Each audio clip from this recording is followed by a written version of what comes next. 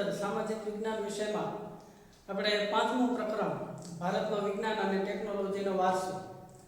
તો એની અંદર છેલ્લે આપણે ગણિત શાસ્ત્ર એના વિશે ચર્ચા કરી હતી કે વિવિધ ગણિતજ્ઞોએ ભારતની અંદર ઘણું બધું પ્રદાન કરેલું.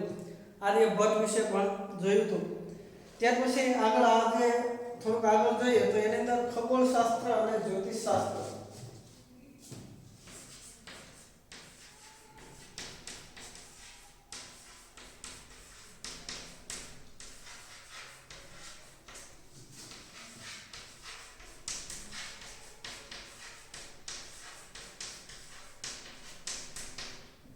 ખગોળશાસ્ત્ર અને જ્યોતિષશાસ્ત્ર એટલા માટે ભેગું છે કે સામાન્ય રીતે છે એ જ્યોતિષ ખગોળ આધારિત છે એ ફલિત થતું હોય છે. શાસ્ત્રોમાં ખગોળશાસ્ત્ર સૌથી પ્રાચીન છે. એને લગતા ઘણા ગ્રંથો ભારતમાં લખાયા છે. આપણી પ્રાચીન જે વિદ્યાપીઠો છે એની અંદર ખગોળશાસ્ત્રનો વ્યવસ્થિત અને ઊંડો અભ્યાસ કરવામાં આવતો. ગ્રહો, એમની ગતિ, નક્ષત્રો, આકાશી પદાર્થો એના ઉપરથી ગણતરી કરી અને ખગોળ અને જ્યોતિષશાસ્ત્રનો સારો વિકાસ થયો હતો. અલગ અલગ જગ્યાએ ભારતની અંદર વર્તમાનમાં પણ જયપુર, દિલ્હીની અંદર છે વેધશાળાઓ આવેલી છે. તો વેધશાળાઓ છે એ ગ્રહો અને નક્ષત્રો આધારિત એની રચના કરવામાં આવે અને એનો અભ્યાસ છે અહીંયા કરવામાં આવતો હોય. અને ખાસ કરીને ગ્રહો ઉપરથી છે ફળ પ્રમાણે જ્યોતિષ ફલિત કરવામાં આવતું.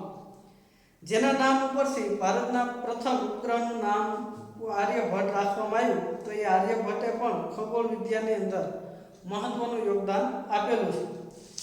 એણે પૃથ્વી પોતાની ધરી પર ફરે છે અને ચંદ્રગ્રહણનું સાચું કારણ પૃથ્વીનો પડછાયો છે એમ સાબિત કર્યું. જેને વિદ્વાનો અજરભર નામથી સંબોધતા. એ જ રીતે બ્રહ્મગુપ્તે બ્રહ્મ સિદ્ધાંત નામના ગ્રંથની અંદર ગુરુત્વાકર્ષણના નિયમો આપ્યા છે. ત્યાર પછી જ્યોતિષશાસ્ત્રને તંત્ર, હોરા અને સંહિતા એવા 3 ભાગની અંદર વરાહમિહિરે વહેંચ્યું હતું. મહાન ખગોળવેત્તા જ્યોતિષશાસ્ત્ર હતા. એમણે બૃહદ સંહિતા નામના ગ્રંથની રચના કરી. એમાં આકાશી ગ્રહોની માનવીના ભવિષ્ય ઉપર થતી અસરો, મનુષ્યના લક્ષણો, પ્રાણીઓના વર્ગો, લગ્ન સમય, તળાવ, કુવાઓ, બગીચા, ખેતરમાં વાવણી, ત્યાર પછી વિવિધ પ્રસંગોમાં શુભ મુહૂર્તની છે એ માહિતી એણે દર્શાવી હતી.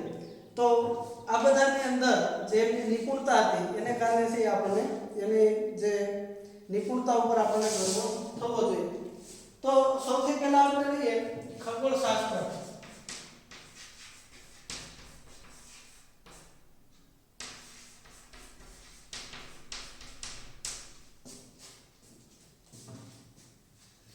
ખગોળશાસ્ત્રને ટૂંકમાં મુદ્દા લખીએ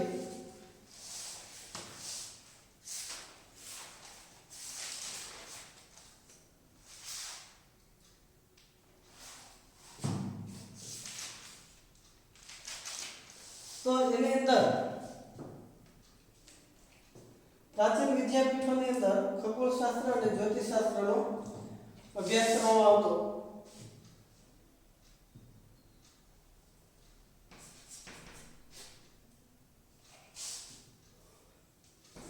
ગ્રહો, નક્ષત્રો,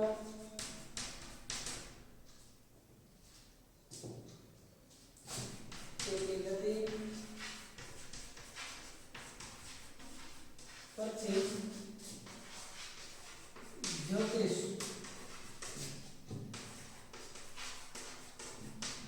ફલિત કરવામાં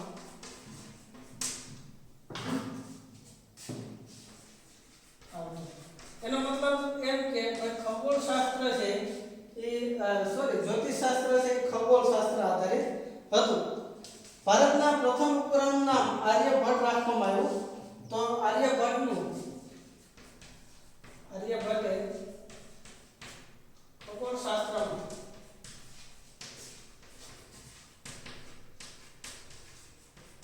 મહત્વનું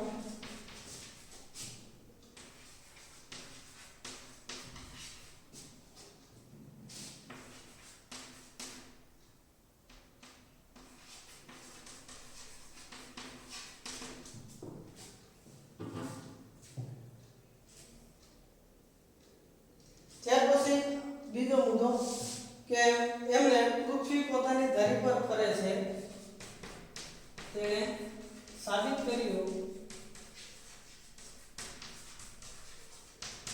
કે પૃથ્વી ધરી પર ફરે છે તથા ચંદ્રગ્રહણનું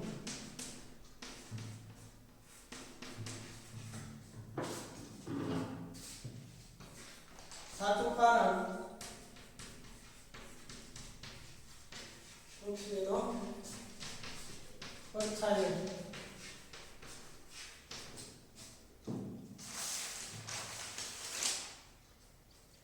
ત્યાર પછી બ્રહ્મગુપ્તે બ્રહ્મ સિદ્ધાંત ગ્રંથની અંદર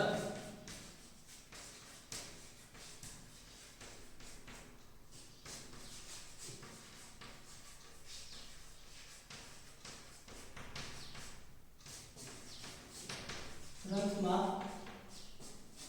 પૃથ્વીના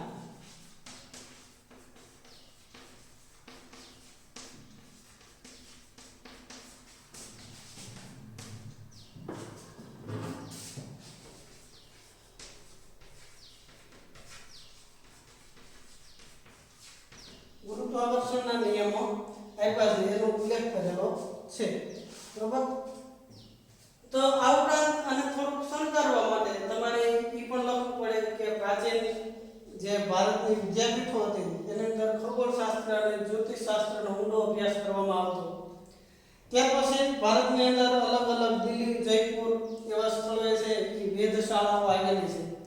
તો એની અંદર નક્ષત્રો, સૂર્ય ચંદ્રની ગતિ વગેરેનો અભ્યાસ કરવામાં આવે છે. ત્યાર પછી આ લોકો કે ગ્રહો, નક્ષત્રો એમની ગતિ ઉપરથી છે એ ગતિ ઉપરથી જ્યોતિષ ફલિત કરવામાં આવતું.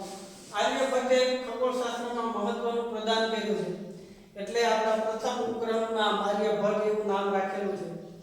તેણે સાબિત કર્યું કે પૃથ્વી પોતાની ધરી પર ફરે છે અને ચંદ્રગ્રહણનું સાચું કારણ પૃથ્વીનો પડછાયો છે. બ્રહ્મગુપ્તે બ્રહ્મ સિદ્ધાંતની અંદર પૃથ્વીના ગુરુત્વાકર્ષણના નિયમો પણ ઉલ્લેખિત કર્યા છે. બરોબર. ત્યાર પછી બીજો મુદ્દો જોઈએ જ્યોતિષશાસ્ત્ર.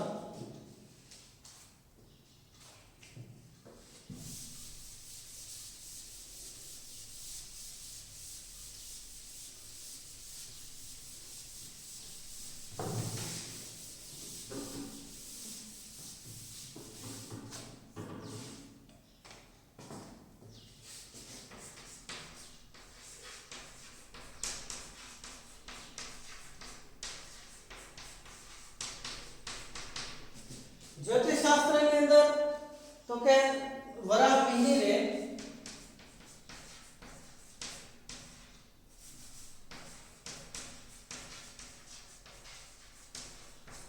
ત્રણ ભાગમાં વહેંચ્યું.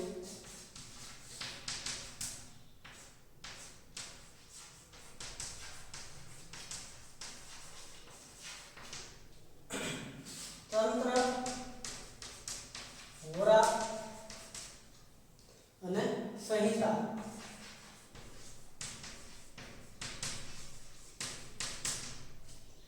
ત્યાર પછી એમણે બૃહદ સંહિતા નામના ગ્રંથની રચના કરી.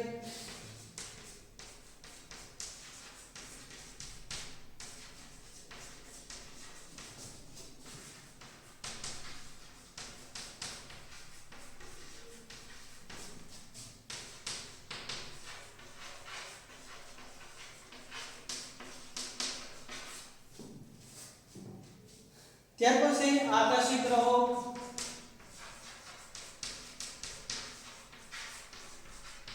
ગ્રહોની વિવિધ અસરો, મનુષ્યના લક્ષણો, વરસાદની આગાહી, આ બધા ઉપર પ્રાણીઓના વર્ગો, લગ્ન સમય, તળાવ, બગીચા, શુભ પ્રસંગો એની બધી માહિતીઓ છે એ દર્શાવી છે.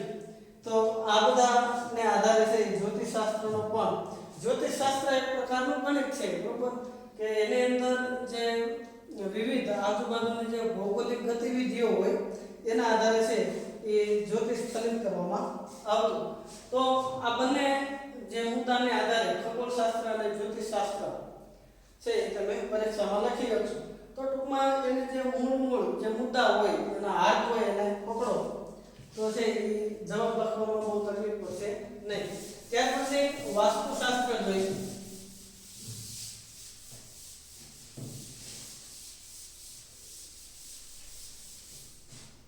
વાસ્તુ શબ્દનો અર્થ થાય બાંધકામ. સંસ્કૃતની અંદર વાસ્તુનો અર્થ બાંધકામ એવું થાય. તો બાંધકામ માટેનું શાસ્ત્ર એટલે વાસ્તુશાસ્ત્ર.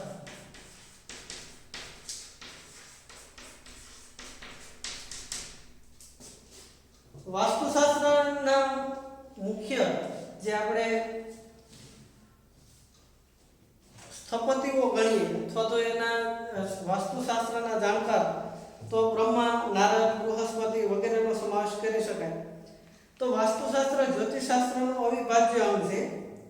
એની ગણના વિશ્વના પ્રશંસનીય જે એની ગણના ટૂંકમાં વિશ્વની અંદર થાય છે. વિશ્વની અંદર એની ઘણી બધી પ્રશંસા થઈ છે. પ્રાચીન ભારતમાં બ્રહ્મા, નારદ, બૃહસ્પતિ, ભૃગુ, વશિષ્ઠ, વિશ્વકર્મા આ બધાએ છે વાસ્તુશાસ્ત્રમાં અનોખું પ્રદાન કર્યું છે. તો એની અંદર કઈ કઈ બાબતોનો અભ્યાસ કરવામાં આવતો તો કે અશ્વશાળા, કિલ્લા, રાજમહેલો, શસ્ત્રાગાર, નગરની રચના કેવી કરવી. તો આ બધાની છે એની અંદર કઈ રીતે કઈ દિશામાં હોવી જોઈએ, બારી બારણાની દિશા કઈ હોવી જોઈએ. તો આ બધાની માહિતી આપેલી છે. લગભગ 15મી સદીની અંદર મેવાડના રાણા કુંભાએ વાસ્તુશાસ્ત્રનો પુનરુદ્ધાર કરાવ્યો અને 8 ભાગમાં વહેંચનાર દેવોના પ્રથમ સ્થપતિ વિશ્વકર્માને માનવામાં આવે. એણે વાસ્તુશાસ્ત્રને 8 ભાગમાં વહેંચ્યું છે. તો વાસ્તુશાસ્ત્રમાં જગ્યાની પસંદગી, તમે કઈ વસ્તુ શેનું બાંધકામ કરવા માંગો છો તો એના માટે જગ્યા કેવી હોવી જોઈએ. ત્યાર પછી એનું કદ, એની અંદર તમે જે બાંધકામ કરો તો એમાં વસ્તુઓની ગોઠવણી, દેવ મંદિર, બ્રહ્મસ્થાન, ભોજન કક્ષ, શયન કક્ષ, બરોબર આ બધાની માહિતી આપેલી છે. તો વાસ્તુશાસ્ત્રમાં એની દ્રષ્ટિબિંદુમાં હવે પરિવર્તન આવ્યું છે. વિશ્વના દેશો પણ છે એ સ્વીકારે છે. વાસ્તુશાસ્ત્રના મુખ્ય પ્રણેતાઓ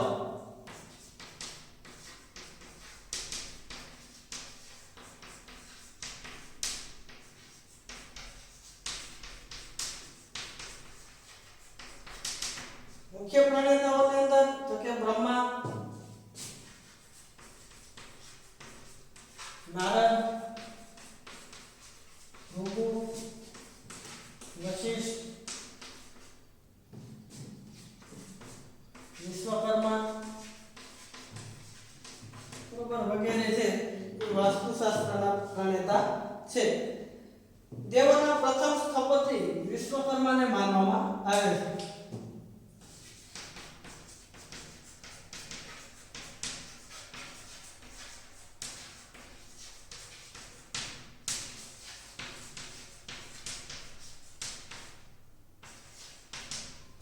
સ્થપતિ બરોબર, સ્થપતિ એટલે આર્કિટેક્ટ કે જે વાસ્તુશાસ્ત્ર બાંધકામની અંદર જે નિષ્ણાત હોય એને સ્થપતિ તરીકે ઓળખવામાં આવે. ત્યાર પછી 15મી સદીની અંદર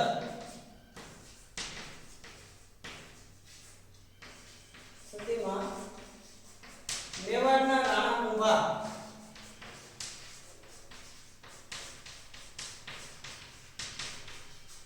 કુંભાએ વાસ્તુશાસ્ત્રનું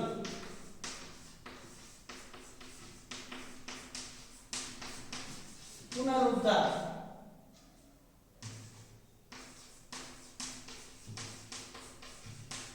કે જે વાસ્તુશાસ્ત્ર હતું એને જે વ્યવસ્થિત સ્વરૂપે છે એ કરાયું. ત્યાર પછી વાસ્તુશાસ્ત્રને 8 ભાગમાં વહેંચવામાં આવ્યું. વિશ્વકર્માએ છે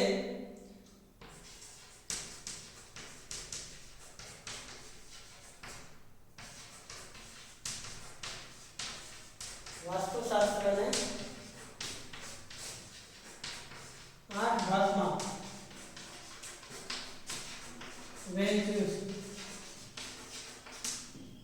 તો એની અંદર કઈ કઈ બાબતોની છે ઉલ્લેખ છે તો કે રહેઠાણ, કિલ્લા, શસ્ત્રાગાર, અશ્વશાળા વગેરે જેવા બાંધકામો માટે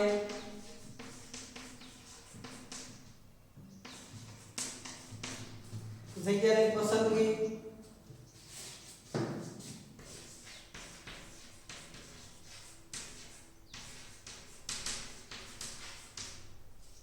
ત્યાર પછી જે બાંધકામ છે એની અંદર તો કે વસ્તુઓની ગોઠવણી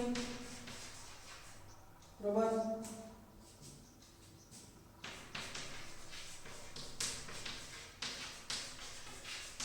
દેવસ્થાન મંદિર બરાબર ત્યાર પછી શયનખંડ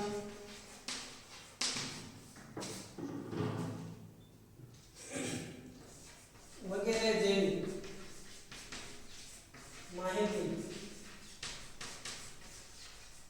આપેલી છે. તો આ બધા માટે છે માહિતી આપેલી કારણ તો કે આ બધાને છે એનાથી આપણે જે માનસિકતા ઉપર આપણા જે શારીરિક સ્વાસ્થ્ય ઉપર જે અસર થતી હોય તો એ ન થાય એના માટે છે એ કેવા પ્રકારની ગોઠવણી હોવી જોઈએ એના વિશે માહિતી આપેલી છે.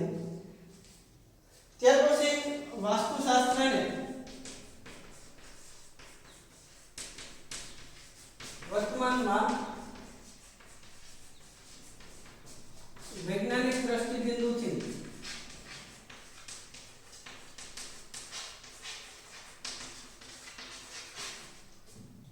સમજાવવામાં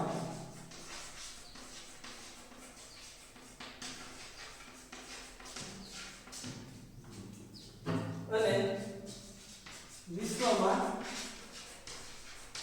વિકૃતિ મળી. બરાબર તો આવી રીતે છે એ વાસ્તુશાસ્ત્ર વિશે ટૂંકમાં લખી શકાય.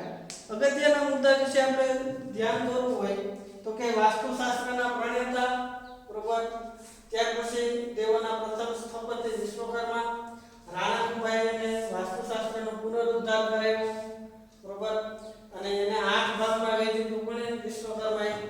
વાસ્તુશાસ્ત્રમાં શું માહિતી આપી તો કે રેખાંક કિલ્લા શસ્ત્રાગાર વગેરેના બાંધકામ માટે જગ્યાની પસંદગી એનું કદ આ બધા વિશે છે માહિતી આપેલી.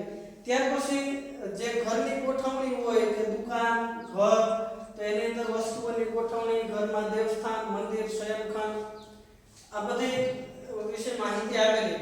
વર્તમાનમાં વાસ્તુશાસ્ત્રને વૈજ્ઞાનિક દ્રષ્ટિકોણથી છે સમજાવવામાં આવે છે જેને કારણે છે એ વિશ્વએ છે એ વાસ્તુશાસ્ત્રને સ્વીકાર્યું છે. તો પ્રાચીન ભારતની અંદર વિજ્ઞાન અને જ્ઞાનની અંદર વિશ્વમાં છે એ પ્રાચીન ભારતના જે કાંઈ શાસ્ત્રો છે એ વિશ્વએ સ્વીકાર્યું એટલે ભારતની સંસ્કૃતિ વિશાળ વૈવિધ્યસભર છે. ધર્મ વિજ્ઞાન પરંપરાગત આદર્શો તો આ બધે સમન્વય જોવા મળે છે એટલે વિશ્વના બહુ ઓછા દેશોની અંદર આવી બધી સંસ્કૃતિ જોવા મળે.